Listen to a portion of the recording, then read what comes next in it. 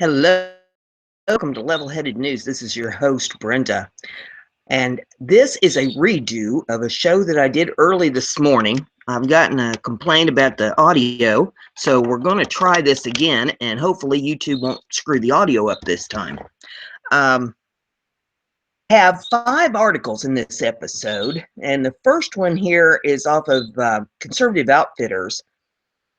And actually, it's for you because it is a video of footage that shows 2 officers being ambushed at Walmart from a happened last April.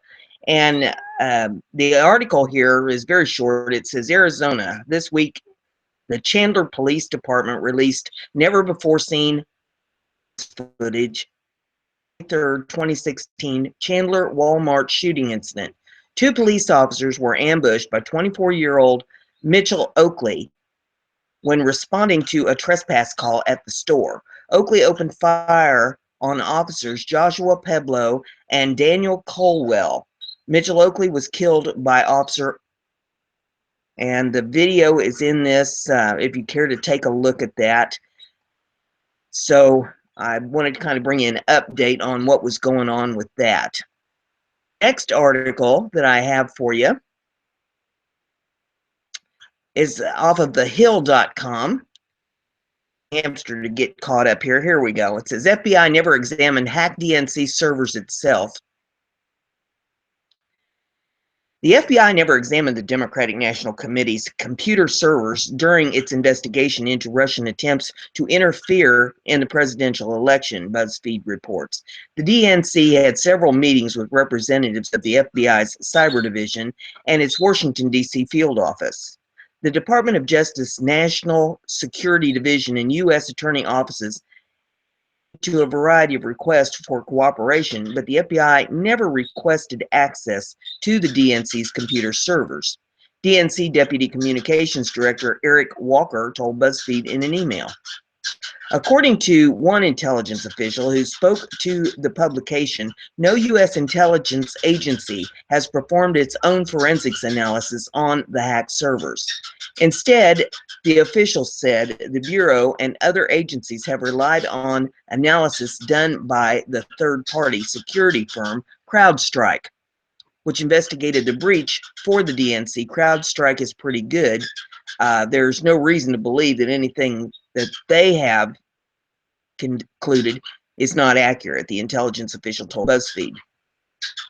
The report comes as controversy continues to surround the intelligence community's assessment that Russia was behind the Hillary Clinton campaign chairman John Podesta's personal email account. Now, wait a minute. That didn't sound right. Try that again. The report comes as controversy continues to surround the intelligence community's assessment that Russia was behind the cyber attack on the DNC and Democratic presidential nominee Hillary Clinton's campaign chairman John Podesta's personal email account. There, that sounds better. Okay, the Obama administration has characterized the hacks as an attempt to interfere in the U.S. election, and officials have said certain that Russia is the culprit. But President-elect Donald Trump has repeatedly rejected that assessment, characterizing it as an attempt by the Obama administration to undermine his presidency. In a series of tweets this week, he accused intelligence officials of delaying a briefing until Friday in order to build a case against Russia, an allegation denied by other officials. And hang on just a second here, and I'll see if I can get my co-host to quiet down. Just a second.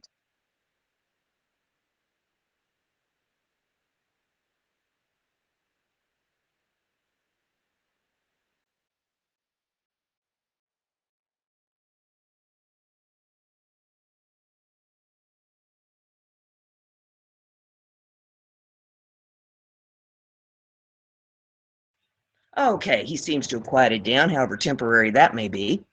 We'll go on with the article. It says he appeared to side with WikiLeaks founder Julian Assange, who released emails believed to have been hacked by Russia over U.S. intelligence agencies. Trump noted in a tweet that Assange has asserted that the emails did not come from Russia, while repeating that anyone could have hacked the DNC. been under fierce pressure to provide a public account of the intelligence community's assessment. Security experts widely derided a joint Homeland Security FBI report released last week that purported to give technical indicators linking Russia to the breaches. Broad and a mess. CrowdStrike has gone much further in its published forensics analysis. That evidence is very strong outside, experts say. And Russia is widely known to conduct the kind of active measures the administration has accused it of using in this case. The intelligence community is reportedly delivering its final classified assessment of the campaign to President Obama on Thursday, which the White House has said it will provide to lawmakers as soon as possible. But it remains unknown how much of that document will be declassified and released to the public. The White House has said it will make public as much as it can. The next article I have is off of Regated, and it says Democrats use Nazi tactics to gain political supporters, not working. Democrats' use of Nazi tactics to gain supporters has backfired completely. People are showing that they don't want to join their violent party. Since the start of 2016 election, Democrats have put violence and racism at the forefront of their message, labeling all Trump supporters as racist, misogynist, xenophobic, and other random words doesn't work. It only separates and divides an already divided country created by the likes of President Obama. When the Democrats encourage violence against those that they oppose, it again has the same effect. In Chicago, a group of young Democrats and liberals kidnapped a special needs young man, tied him up, cut his clothes, and tortured him based on his political beliefs. Liberals came out of the woodwork on social media to defend the actions of the terrorists. The Democrats' use of Nazi tactics to intimidate the opposing side and gain the support of like-minded people isn't working. One of the main examples of it not working is the win of President Trump. People were tired of the bigotry and closed-mindedness of the left and their policies. Hitler would make speeches to the SA inciting acts of violence against Jews and left-wing political parties. We have people like Hillary Clinton saying that Donald Trump supporters are deplorables. In doing so, dehumanizes them, making them horrible entities labeled by the government. The Nazis used propaganda to increase their support and appeal. They spent huge sums of money on newspapers, leaflets, and poster campaigns with simple slogans encouraging people to support the party. Democrats have the media at their doorstep to spew their hateful rhetoric and fake news. In the DNC WikiLeaks, we found out that journalists were working for the campaign. So what does this mean for the future of our country? Well, things may be better than you think.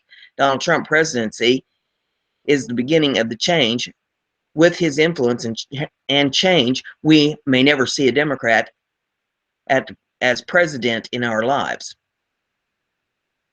The next article that I have for you is off of westernjournalism.com, and it says Senate takes first procedural step to dismantle Obamacare. The Senate on Tuesday took its first action toward repealing Obamacare as Senator Mike Enzi, Republican of Wyoming, introduced a resolution that will allow a repeal to move forward this month. GOP senators are using a budget resolution to accomplish their goal of repealing parts of Obamacare. Various committees are required to report back by January the 27th how their approach to dismantling Obamacare will impact taxes and spending, with Senate action expected at that time. The tactic means that instead of 60 votes necessary to pass legislation, only a simple majority will be required. Republicans hold 52 seats in the 100-seat Senate. As efforts to repeal got underway on Capitol Hill, President-elect Donald Trump fired off 2 tweets about the need for repealing the health care law. The first one says, people must remember that Obamacare just doesn't work and it's not affordable. 116% increase in Arizona. Bill Clinton called it crazy. And the other one says, the Democrat governor of Minnesota said the Affordable Care Act, Obamacare, is no longer affordable and it's lousy health care. Repealing Obamacare was among the top Republican priorities during the 2016 campaign. Americans face skyrocketing premiums and soaring deductibles, Enzi said in a statement. Insurers are withdrawing from markets across the country, leaving many families with fewer choices and less access to care than they had before. The opposite of what the law promised, he said. Today, we take the first steps to repair the nation's broken healthcare system, removing Washington from the equation and putting control back where it belongs, with patients their families, and their doctors, he added. Repealing and replacing Obamacare is likely to be a gradual process. Clearly, there will be a transition and a bridge so that no one is left out in the cold, so that no one's worse off, House Speaker Paul Ryan, Republican of Wisconsin, has said. The process is also likely to develop into a pitched legislative battle. On Wednesday, President Barack Obama will meet with congressional Democrats to develop a plan to protect Obamacare. Also Wednesday, Vice President-elect Mike Pence will meet with House Republicans to discuss the law's repeal. The article that I have in this episode is off the Daily Caller, and it says, ISSA introduces bill to wipe out last-minute Obama regulations. Republicans have put forward a plan to stop Obama's administration last-minute regulations Tuesday. These midnight regulations, published after 2016 presidential election, could cost the American taxpayers over $44 billion. And he's starting again. Hold on just a second. Let me calm him down.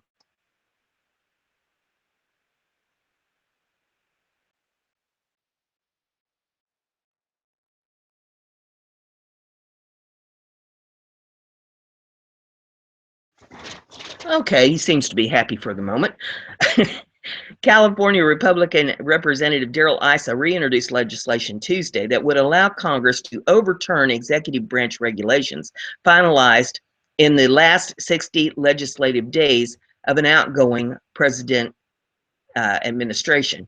The bill amends the Congressional Review Act, which would allow Congress to recoup the ability to essentially curb numerous regulations rushed through the regulatory process in the last days of an outgoing administration at one time.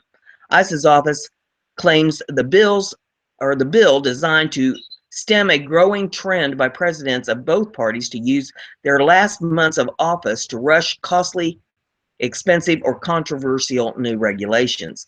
The legislation, expected to be approved by the House on Wednesday, was already introduced with support from the Judiciary Committee Chairman Bob Goodlatte and Pennsylvania Republican Representative Tom Marino. Regulations impacting the economy and environment, families, and our community should be done with great caution and transparency, not get rushed in the last minute on a president's way out of office. This is a good piece of legislation that will help keep this and future presidents in check. The Midnight Rule Relief Act is a reasonable plan to strengthen executive branch oversight, giving Congress a better tool to ensure regulations are limited and, when necessary, approved in an open and transparent manner, ISSA said in a statement. He added, "We have a responsibility to ensure that unaccountable last-minute regulations don't continue crippling our economy, crushing small business, and raising costs on middle-class families." The Conservative American Action Forum, or AAF, put together a list of 40 rules scheduled to be published in the Federal Register since November of 2016. And these regulations are estimated to cost up to $75 billion. And there's a link that you can click here in this article to show you what those 40 rules scheduled to be published are. And there is a related article that you can get by clicking a link here. It says, related report, Obama rushes $44 billion worth of regulations before leaving office. So that's all I have for you in this episode. If you like what we're doing here, give it a thumbs up, share it on your social media. Be sure and subscribe if you haven't already. And click that little bell next to the subscribe button. Check that box so that you get email messages every time Fred and I do a show. We'll see you in the next episode. Thanks for watching.